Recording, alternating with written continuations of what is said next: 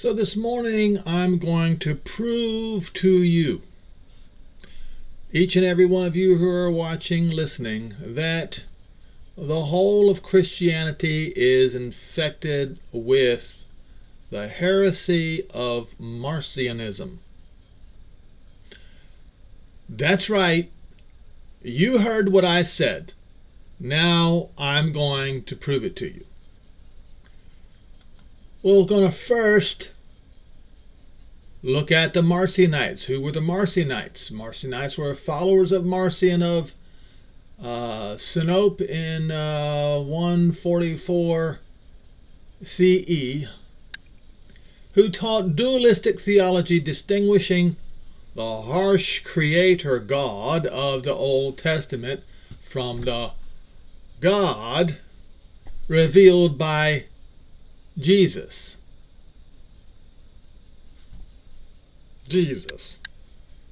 They rejected the Old Testament. There's a big difference between Old Testament and Old Covenant, folks.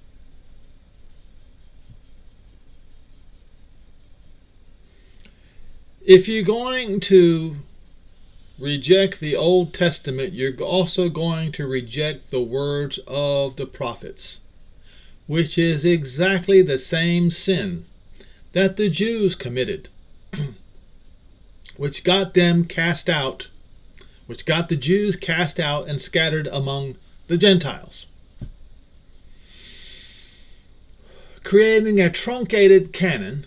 The antithesis consisted only of a modified Luke and 10 Pauline epistles, and you can be absolutely certain that Romans 11 was not among them.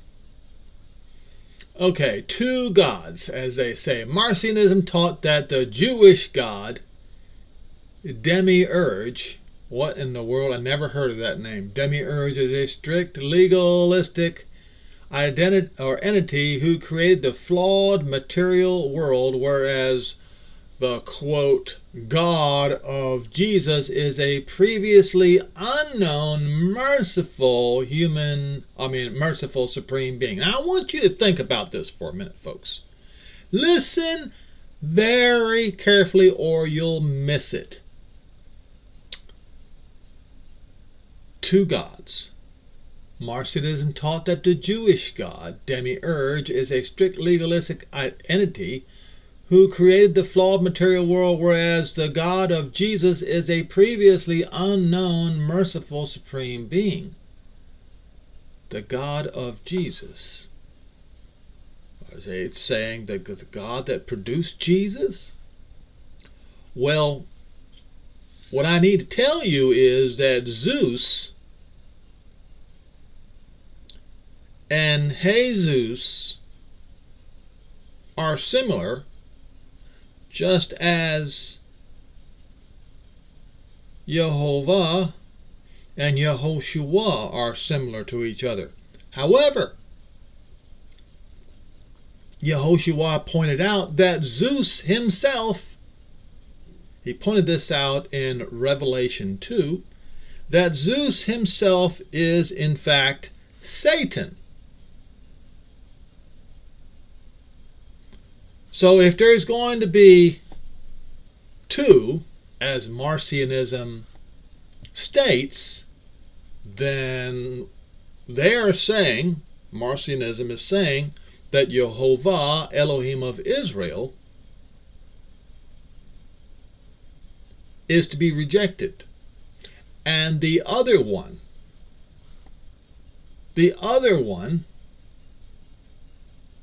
is to be accepted. Now, you will say, you Christians will say that, oh no, we haven't rejected, as you will say, the God of the Old Testament. Yet, you will never refer to Jehovah by his real name.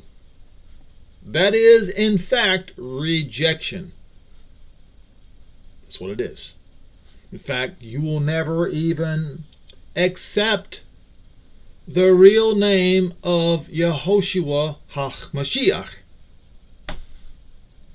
You rejected that a long, long time ago.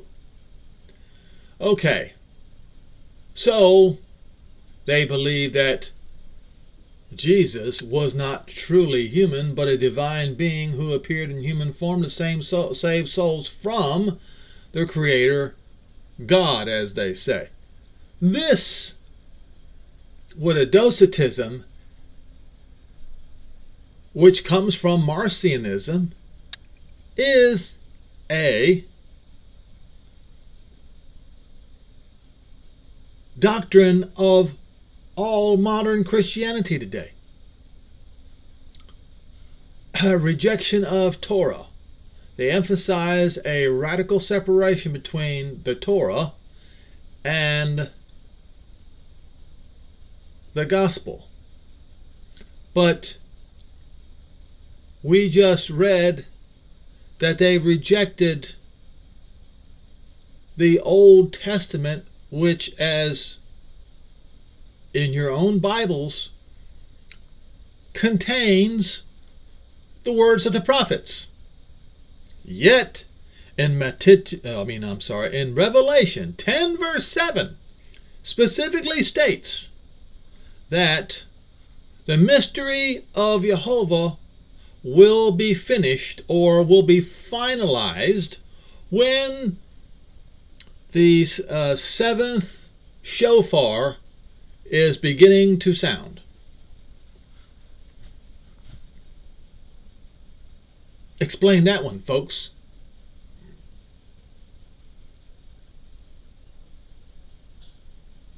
Pauline focus. Marcion believed Paul was the only apostle to properly understand, in his words, Jesus' message. So, in other words, all of the others mean nothing to him. Why? Why is that?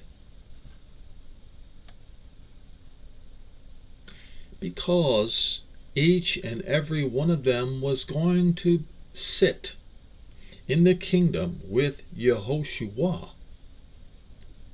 judging the 12 tribes of Israel. That's why. The Marcionites don't believe in an Israeli kingdom. They don't believe in a Jewish kingdom. Neither do modern day Christians. You see what's going on here, folks? Now, here's what is said. The founder, Marcion of Sinope, a 2nd century teacher, was declared a heretic and expelled from the church in 144 CE. Why then is the whole of Christianity, have they adopted Marcionism?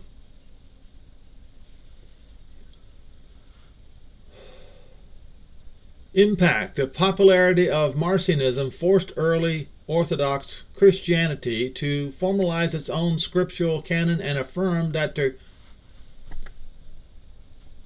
they're still practicing Marcionism right now, replacement of names. They don't want to acknowledge the name Yehovah, and they don't want to acknowledge the name of his son Yehoshua. That's proof right here. Of the Old Testament is the same as the New Testament. Despite being labeled heretics, Marcionite communities were widespread and persisted for several centuries. Oh, see, it never went away, did it? The Old Testament was entirely rejected. Well, I had some Christian woman who told me this exact same thing. This is what Christianity believes, that the Old Testament is entirely rejected.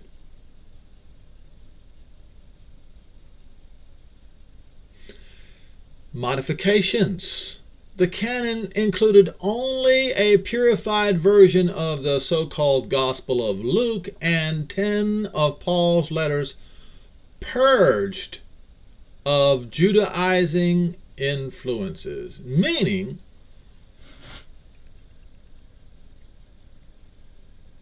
Romans 11 was purged from their doctrines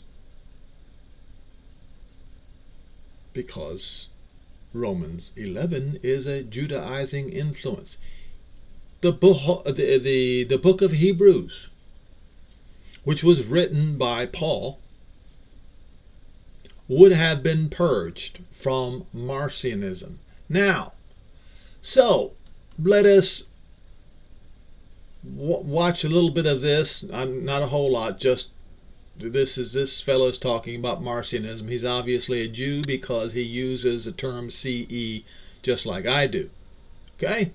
In so many other ways than discipleship to Jesus, early Jesus followers shared a lot in common with ancient Judaism. In fact, some early Christian groups had more in common with Jewish groups than they did fellow Christian groups. So, for example, the Ebianites were a Jesus-following sect that saw Jesus as the Messiah, but they rejected that he was... There, he's wrong on that. They recognize the name Yehoshua, not Jesus. But I'll continue. ...the God, and they insisted on following Jewish law. So, as you'll see, that they said that Yehoshua was not a god. All right, which is correct. Another Christian group, the Marcionites, rejected the entire Hebrew Bible and saw the God portrayed in the Hebrew Bible as an evil deity oppressing humanity. So when you see, you compare these two groups, the Ebianites and the Marcionites, sure, they... All right, so I don't need to watch that anymore. So you saw that. Now, Matityahu 12:21. In his name the Gentiles will put their hope. Well, they did for a while. They did for a while. As you can read in Acts 21:22, they did. But very shortly after Paul's death, the Gentiles rejected the truth. Paul predicted that they would. He predicted in Galatians, Colossians, and Corinthians.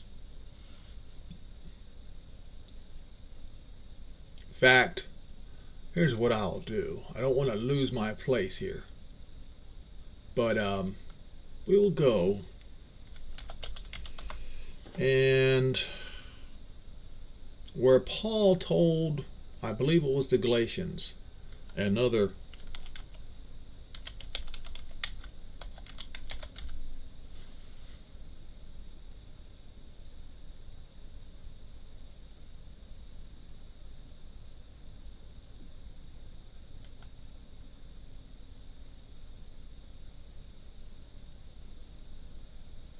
okay. So, first of all, he never said the name Jesus. I want you all to understand that, because what we're going to do is go to Strong's Concordance, and I'll prove it to you.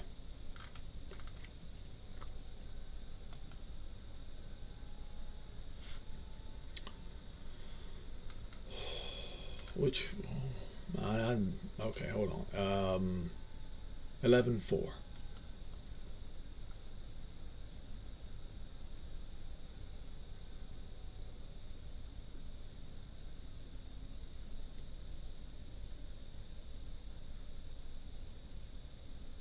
I fear lest by somehow, just as the serpent beguiled, wholly, totally deceived Eve through his cleverness, craftiness, and subtlety. And that, folks, is extremely important to understand. So that your minds would be corrupted away from the simplicity that is in not Christ, but Mashiach. For if he that comes preaches another. Now, he puts in, now he said Yehoshua. But what did they do? They inserted a different name, which proves this is exactly what they did. By inserting Jesus instead of Yehoshua, they indeed did exactly what Paul said that they would do. Whom we have not preached or received another ruach, you have not received, or another glad tidings, which is to Zion, which you have not accepted, you would bear, you would hold up, you would bear with them. You would tolerate it. He told them that they were going to go astray. He told them that they would do it. By craftiness. By subtlety. Okay? Now,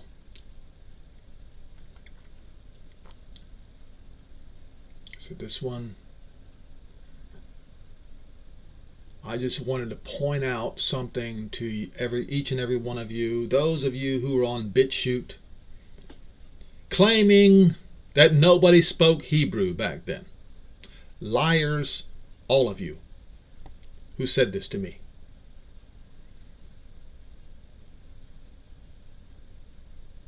And as Paul was led to the castle, he said unto the chief guards, May I speak unto you? And they said, Can you speak Greek?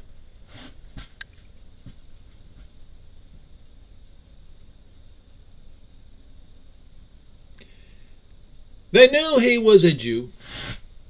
Okay? They asked him if he could speak Greek, the Roman language.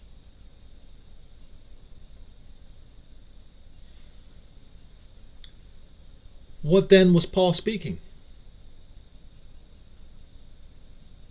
If they asked him if he could speak, if he was speaking to them in Greek, why would they ask him if they could speak Greek? Why would they ask him if he could speak the Roman language?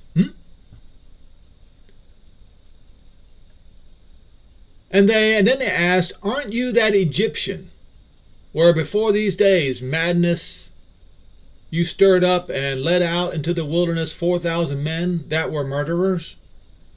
But Paul said, No, I'm a Jew of Tarsus. You see, he looked like an Egyptian. I mean, for some people, it is hard to tell the difference between a Jew and an Egyptian. Hard to tell the difference between a Jew and a Syrian.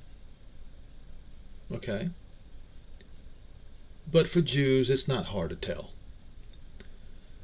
But Paul said, I am a Jew of Tarsus, a city in Cilicia, a citizen of no small city, and I beseech you, suffer me to speak unto the people. And when he had given permission, Paul stood on the stairs and beckoned with the hand unto his people, and then there was made a great silence. He spoke unto them in the Hebrew tongue. So those of you who accused me of falsehood when I told you that Paul spoke Hebrew, that the disciples spoke Hebrew, that the only disciple that was multilingual was Paul, you called me a liar. Well, the script is flipped now. You have been proven to be a liar. Okay? So, I showed you proof right there. Now let's go to, I don't think I need to go to here. All right, so more proof. More proof. As you know, folks, Martin Luther was a Catholic priest. All right, let's get this pointed out at the outset.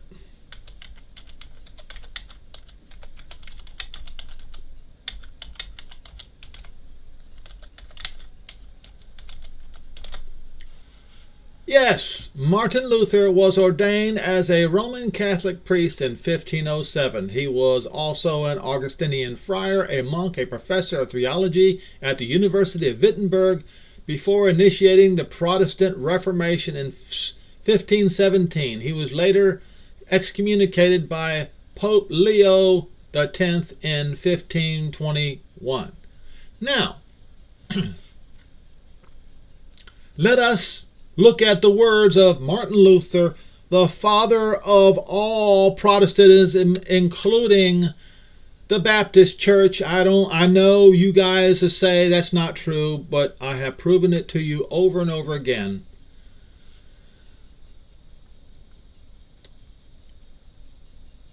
Judensaal in Wittenberg. A city of Wittenberg contains a Judensaal from 1305. Well, there was no Protestant church in 1305. There was, by default, only the Catholic Church in those days. On the facade of the Staatskirche, whatever, the church where Martin Luther preached, it portrayed a rabbi who looks under the sow's tail and other Jews drinking from its tits. Now, if Martin Luther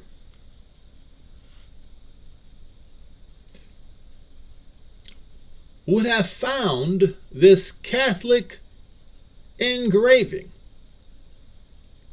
to be blasphemous and offensive, he would have had it removed, would he not?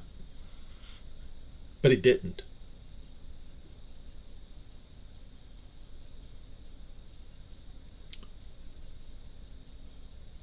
An inscription reads Rabbini Shem Hamaforish. It means Shem Hamaforish of the Rabbi. Well, what does Shem Hamaforish mean? It means the explicit name. So on this inscription it says the explicit name that the rabbis choose versus what? Now, they do so mocking the tetragram, that's the actual name, to be a pig, which proves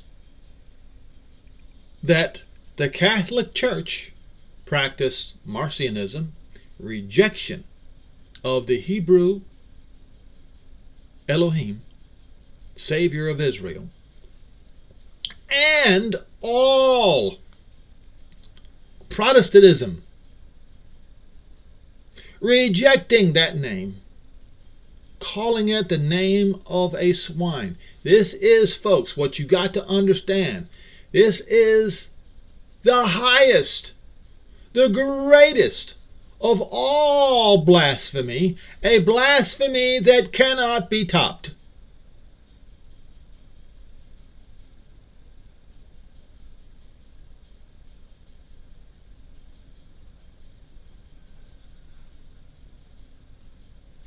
Now, it's still there.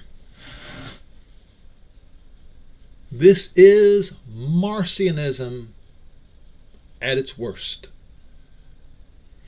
The whole Christian world is infected with Marcionism. I have proven it to you today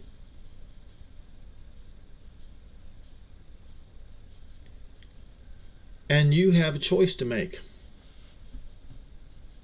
Believe the truth or suffer the consequences. The consequences are coming. I strongly encourage you to believe the truth, even if your mother and your father, your sisters, your brothers, your wife, or your children, or your children reject you for it. Because the tribulation that is coming is going to be the worst since the flood, and it's going to come upon all of those who rejected Shem, Yehovah.